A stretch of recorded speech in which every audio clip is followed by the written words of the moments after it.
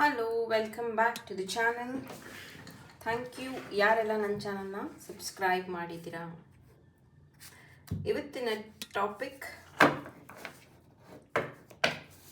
ಯಾವ ಹೊಸ ಬದಲಾವಣೆ ಬರ್ತಾ ಇದೆ ನಿಮ್ಮ ಜೀವನದಲ್ಲಿ ಅನ್ನೋದ್ರ ಬಗ್ಗೆ ಈ ಒಂದು ಟಾಪಿಕ್. ಓಪನ್ ಮೈಂಡೆಡ್ ಆಗಿ ಈ ಒಂದು ರೀಡಿಂಗ್ನ ನೋಡಿ. 9ನೇ ತಾರೀಕು August one day money attraction workshop ಇದೆ. ಇಂಟ್ರೆಸ್ಟ್ ಇರೋವಂಥವ್ರು ವಾಟ್ಸಪ್ ನಂಬರ್ಗೆ ಮೆಸೇಜ್ ಮಾಡಿ ಜಾಯಿನ್ ಆಗಿ. ಹಾಗೆಯೇ 888 ಪೋರ್ಟಲ್ ಇಂಪಾರ್ಟೆಂಟ್ ಲಯನ್ ಗೇಟ್ ಪೋರ್ಟಲ್ನ ಮಿಸ್ ಮಾಡಿಕೊಂಡ್ರೆ ಮತ್ತೆ ನೀವು ನೆಕ್ಸ್ಟ್ ಇಯರ್ ಆಗಸ್ಟ್ವರೆಗೂ ವೆಯ್ಟ್ ಮಾಡಬೇಕಾಗತ್ತೆ.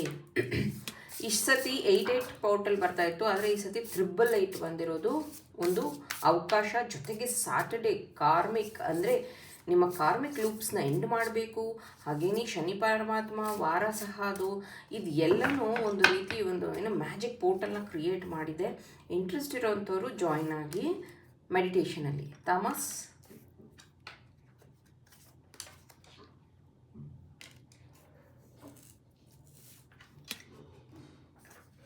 ಪಿತಾ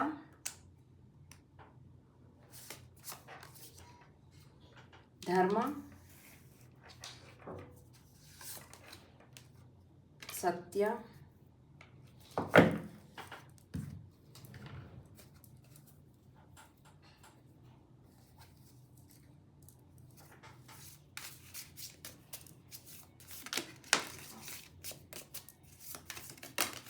okay bird chain broken bridge and gong. So ನಿಮ್ಮ ಜೀವನದಲ್ಲಿ ಹೊಸ ಬದಲಾವಣೆ ಸಾಕಷ್ಟು ಕ್ಷೇತ್ರದಲ್ಲಿ ಬರ್ತಾ ಇದೆ. ಫಸ್ಟ್ ಪಾಯಿಂಟ್, ನೀವು ತುಂಬ ದಿನಗಳಿಂದ ಯೋಚನೆ ಮಾಡ್ತಿರೋ ವಿಷಯದಲ್ಲಿ ಏನಾಗತ್ತೆ, ಮುಂದೆ ಏನಾಗಬಹುದು, ಈಗಲೂ ನೀವು ಅದನ್ನೇ ಯೋಚನೆ ಮಾಡ್ತಿದ್ದೀರಾ. ಈ ಒಂದು ಪಿತಾ ಅನ್ನುವಂಥ ಕಾರ್ಡ್ ನೋಡುವಾಗ ನನಗೆ ನೆನಪಾಗ್ತಿರುವಂಥದ್ದು, ಕೃಷ್ಣನಿಗೆ ಎಷ್ಟೋ 14,000 ಹೆಂಡ್ತಿರೋ ಅದೆಲ್ಲ ಹೇಳ್ತಾರೆ. ಬಟ್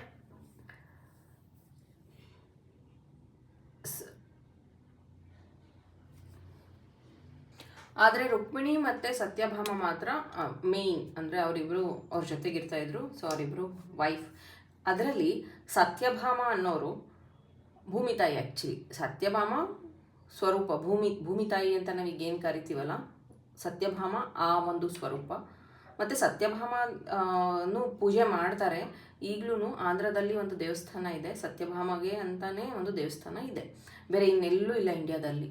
ಮತ್ತು ಸತ್ಯಭಾಮ ಯಾಕೆ ಅಷ್ಟು ಗ್ರೇಟೆಸ್ಟ್ ಅಂತ ನೀವು ಅನ್ಕೋಬಹುದು. ಯಾಕಂದರೆ 14,000 ವೈಫ್ಸು ಇದ್ದರು, ರುಕ್ಮಿಣಿನೂ ಇದ್ದರು, ಆದರೂ ಯಾಕೆ ಸತ್ಯಭಾಮನೇ ಗ್ರೇಟ್ ಅಂತ ನೀವು ಅನ್ಕೋಬಹುದು. ಯಾಕಂದರೆ ಇಲ್ಲಿ ಕೆಲವೊಂದು ಸತಿ ನಿಮ್ಮ ಲೈಫಲ್ಲಿ ಆಪ್ಷನ್ಸ್ ಹೇಗೆ ಬರುತ್ತೆ ಅಂದರೆ, ನಾನು ಇದನ್ನು ಮಾಡಿಬಿಟ್ರೆ ಏನಾಗ್ಬಿಡುತ್ತೆ ಅದನ್ನು ಯಾರು ಕೇರ್ ಮಾಡ್ತಾರೆ, ಯಾರು ನೋಡ್ತಾರೆ, ಇದು ನನಗೇನಕ್ಕೆ ಇಂಪಾರ್ಟೆಂಟ್ ಅಂತ ಎಷ್ಟೊಂದು ಸತಿ ನಿಮಗೆ ಸಿಕ್ಕ ಚಾನ್ಸ್ಗಳನ್ನು ನೀವು ಬಿಡ್ತೀರಾ.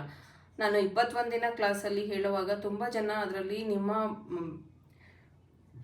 ಮೆಮೊರೀಸ್ ಆಗಿರ್ಬೋದು ಅಥವಾ ನೀವು ತೊಗೊಂಡಂಥ ರಾಂಗ್ ಡಿಸಿಷನ್ಸ್ ಬಗ್ಗೆನೂ ಡಿಸ್ಕಸ್ ಮಾಡ್ತೀರಾ.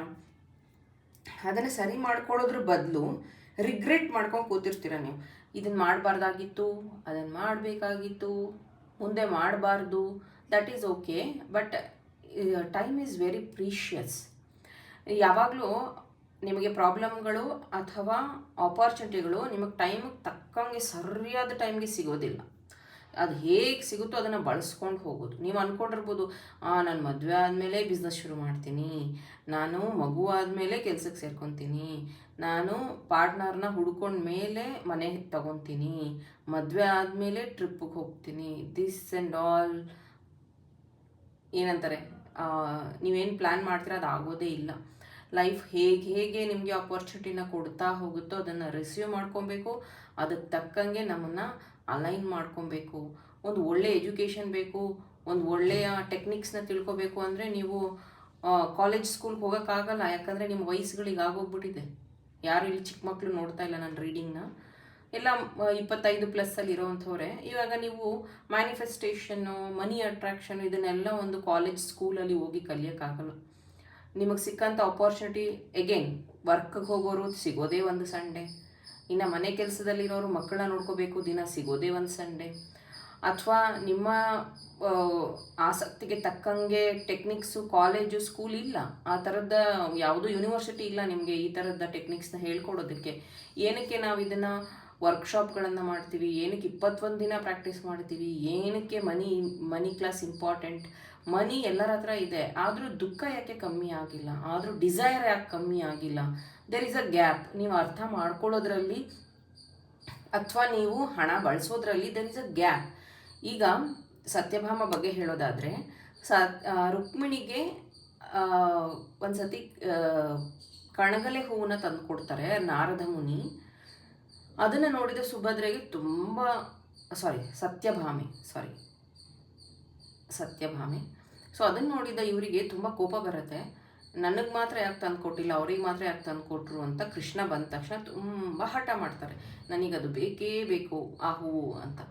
ಅದಕ್ಕೆ ಅವ್ರು ಏನು ಮಾಡ್ತಾರೆ, ಸ್ವತಃ ಸ್ವರ್ಗಲೋಕಕ್ಕೆ ಹೋಗಿ ಬ್ರಹ್ಮನ ಜೊತೆಗೆ ಗುದ್ದಾಡಿ ಫೈಟ್ ಮಾಡಿ ಫೈನಲಿ ಆ ಗಿಡನೇ ತಂದು ಅವರ ಒಂದು ಬೃಂದಾವನದಲ್ಲಿ ಹುಟ್ಟಾಕ್ತಾರೆ. ಸೊ ನಿನ್ಗೆ ಎಷ್ಟು ಬೇಕೋ ಅಷ್ಟು ಹೂ ತೊಗೋಬೋದು. ಇದು ಕಣಗಲೆನ ಪಾರಿಜಾತನ ನೋಡಿ, ಯಾಕಂದರೆ ಒಂದೊಂದು ಕಲ್ಚರಲ್ಲಿ ಪಾರಿಜಾತ ಇದೆ, ಒಂದೊಂದರಲ್ಲಿ ಕಣಗಲೆ ಹೂವಿದೆ. ಸೊ ಆ ಒಂದು ಹೂವನ್ನು ಗಿಡನ ತಂದು ಕೊಟ್ಟಾಗ ಆಕೆಗೆ ತುಂಬ ಖುಷಿ ಆಗುತ್ತೆ. ನೋಡು ನನ್ನ ಡಿಸೈರ್ಸ್ನೆಲ್ಲ ಫುಲ್ಫಿಲ್ ಮಾಡಿದ್ರು ಹಾಗಂತ ಆಕೆ ಸೆಟಲ್ ಡೌನ್ ಆಗಲಿಲ್ಲ.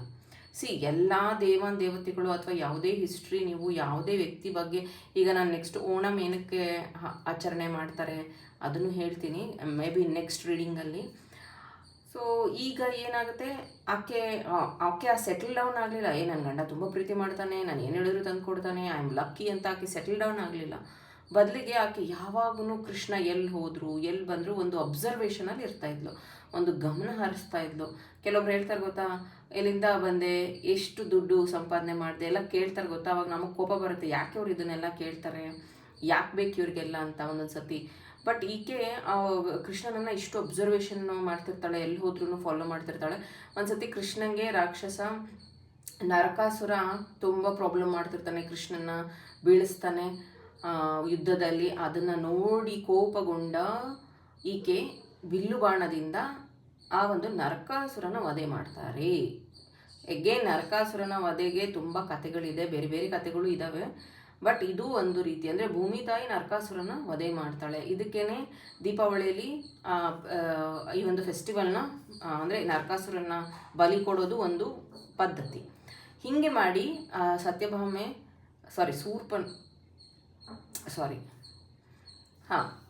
ಹೀಗೆ ಅವರು ಕೃಷ್ಣನನ್ನು ಕಾಪಾಡ್ತಾರೆ.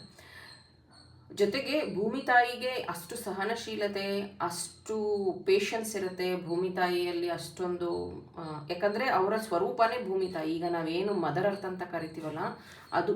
ಇಲ್ಲಿ ತಮಸ್ ಏನು ಹೇಳ್ತಿದೆ, when you surrender yourself, ನೀನು ಯಾವಾಗಲೂ ಮೇಲ್ ಹಾರಾಡಬೇಕು, ನಾನು ದುಡ್ಡು ಸಂಪಾದನೆ ಮಾಡಬೇಕು, ನನಗೆ ನೇಮ್ ಫೇಮ್ ಬೇಕು, ನಾನೆಲ್ಲ ರೆಕಗ್ನೈಸ್ ಮಾಡಿ, ದಟ್ ಈಸ್ ಆಲ್ ಫೈನ್. ಯಾವಾಗ ಬ್ರೋಕನ್ ಬ್ರಿಡ್ಜ್, ಯಾವಾಗ ಲೈಫಲ್ಲಿ ಕಷ್ಟ ಬರುತ್ತೋ ದುಃಖ ಬರುತ್ತೋ ಅಲ್ಲಿಗೆ ಸ್ಟಾಪ್ ಆಗಿಬಿಡ್ತಾನೆ ಮನುಷ್ಯ. ಇವಾಗ ಮಾಡಿದ್ರೆ ಪ್ರಾಬ್ಲಮ್ ಆಗಿಬಿಡುತ್ತೆ, ಈಗ ಏನಾದರೂ ತೊಂದರೆ ಆಗಿಬಿಡುತ್ತೆ. ಕನ್ಸಿಸ್ಟೆನ್ಸಿ, ಚೈನ್ ಏನು ಹೇಳುತ್ತೆ, ಕನ್ಸಿಸ್ಟೆನ್ಸಿ. ಮೇ ಬಿ ನೀನು ಮಾಡೋದ್ರಲ್ಲಿ ನಿನಗೆ ಕನ್ಸಿಸ್ಟೆನ್ಸಿ ಇಲ್ದಲೇ ಇರಬಹುದು, ಅಥವಾ ಜ್ಞಾನ ಕಮ್ಮಿ ಇರಬಹುದು, ಅಥವಾ ಇದನ್ನು ಸಾಲ್ವ್ ಮಾಡೋಕ್ಕೆ ಬೇಕಾದಂತಹ ನಾಲೆಡ್ಜ್ ಇಲ್ದಲೇ ಇರಬಹುದು. ತಮಸ್ ಏನು ಹೇಳುತ್ತೆ, ನೀನು ಭೂಮಿ ತಾಯಿಗೆ ಸರೆಂಡರ್ ಆಗು. ಇದನ್ನೇ ನಾವು 7 ಚಕ್ರ ಮೆಡಿಟೇಷನಲ್ಲಿ ಹೇಳ್ಕೊಡ್ತೀವಿ. ನೆಕ್ಸ್ಟ್ 7 ಚಕ್ರ ಮೆಡಿಟೇಷನ್ನ ಶುರು ಮಾಡ್ತೀನಿ.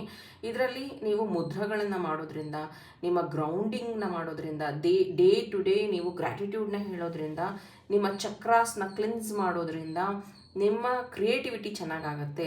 ನಿಮ್ಮ ಚಕ್ರಾಸ್ ಹೀಲ್ ಆದಾಗ ನಿಮ್ಮ ಗೋಲ್ ಸೆಟ್ಟಿಂಗ್ ಕಡೆಗೆ ನಿಮ್ಮ ಗಮನ ಹೋಗುತ್ತೆ. ಆ್ಯಂಟ್ ನೀವು ನೋಡ್ಬೋದು, ಅಚೀವ್ಮೆಂಟ್ ಆ್ಯಂಡ್ ಸಕ್ಸಸ್.